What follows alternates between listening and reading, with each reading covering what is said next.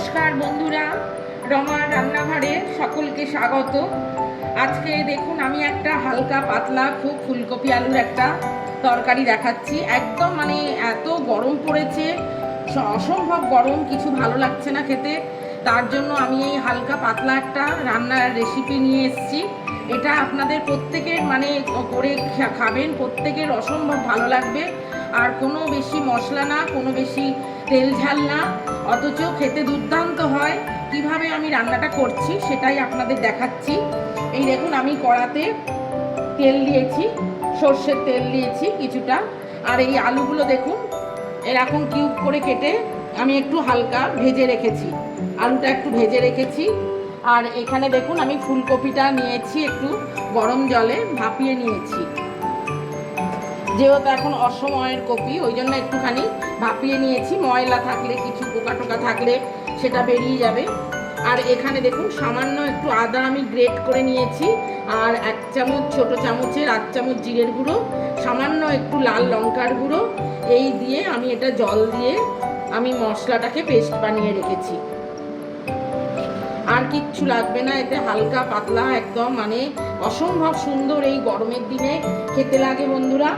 এতে রুটি, পরোটা, তারপর আপনার ভাতের সাথেও খুব ভালো লাগবে। তা কীভাবে করছি দেখুন রান্নাটা। আমি আলুটা ভেজে রেখেছি, এইবারে দেখুন এই কপিগুলো একটু আমি হালকা ভেজে নেব।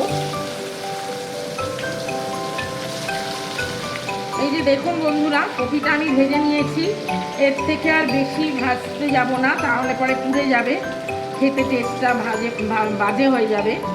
তা আমি এই দুটো ভাগে কপিটা আমি ভেজে নিলাম, কেননা একবারে ভাজলে পরে কপিটা ভালো ভাজা হবে না, যার জন্য আমি এই একবার ভেজে তুলে নিলাম। আবার এই বাকি কপিটা আমি দিয়ে দিচ্ছি। বাকি কপিটা ঠিক একইভাবে আমি ভেজে নেব। এই যে দেখুন বন্ধুরা, কপিগুলো আমার সব ভাজা হয়ে গেছে, ভেজে আমি তুলে নিয়েছি। ঠিক আমি যেরকমভাবে ভেজেছি আপনারাও ঠিক দেখুন এইরকমভাবেই ভাজবেন। এইবারে দেখুন আমি ওই তেলের মধ্যে এই সামান্য একটু গোটা জিরে ফোড়নে দিচ্ছি, আর এই যে একটা তেজপাতা দিয়ে দিলাম। আর যে মশলাটা আমি গুলে রেখেছিলাম এটা দিয়ে দিচ্ছি।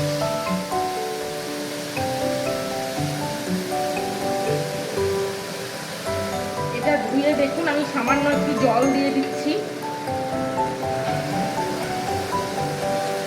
সামান্য একটু জল দিয়ে দিলাম।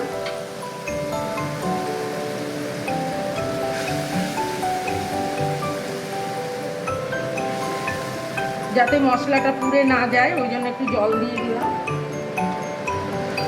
এবারে দেখুন আমি এর মধ্যে একটু আন্দাজ মতো নুন দিয়ে দিচ্ছি,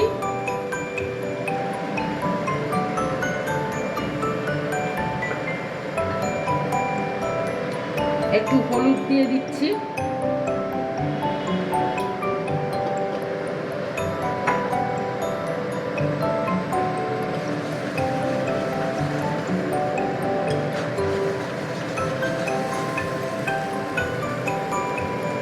আর রঙের জন্য দেখুন একটু হালকা রঙের জন্য দেখুন আমি একটুখানি কাশ্মীরি লাল লঙ্কার গুঁড়ো দিয়ে দিচ্ছি।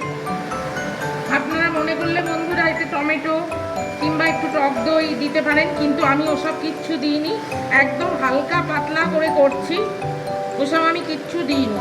এই দেখুন সামান্য একটু মিষ্টি দিয়ে দিলাম। খেতে এটা দুর্দান্ত টেস্ট হয় আর অসাধারণ খেতে লাগে এই গরমের দিনে। আপনারা অন্তত একবার খেয়ে দেখুন কেমন লাগে, আমায় করে জানাবেন। আমার চ্যানেলটাকে লাইক করবেন, শেয়ার করবেন, সাবস্ক্রাইব করবেন, আর পাশে বেল আইকনটা ক্লিক করে দেবেন, যাতে আমি যে কোনো কিছু রান্না সহজভাবে ছাড়লেই আপনারা যাতে পেয়ে যান। যারা নতুন রাঁধুনি, যারা নতুন রান্না করতে শিখছে আর কি, বা যাদের চাকরির জীবন তাড়াতাড়ি বেরোনো, এই সময় এই রান্নাটা খুব ঝটপট হয়ে যায়, খুব বেশি সময় লাগে না, আর খুব ইজি রান্না, সহজ রান্না।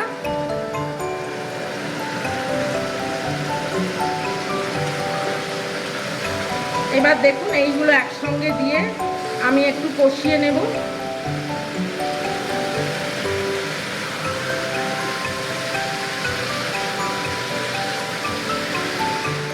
এই যে দেখুন বন্ধুরা, আমার এটা একদম হয়ে গেছে, ব্যাস এতে আর কিচ্ছু দেওয়ার নেই। সব শেষে দেখুন গ্যাসটা আমি অফ করে একটু ওই যে গরম মশলা ওপর থেকে একটু অল্প দিয়ে দিলাম, শাহি যে গরম মশলার গুঁড়ো ওই একটু ছড়িয়ে দিলাম।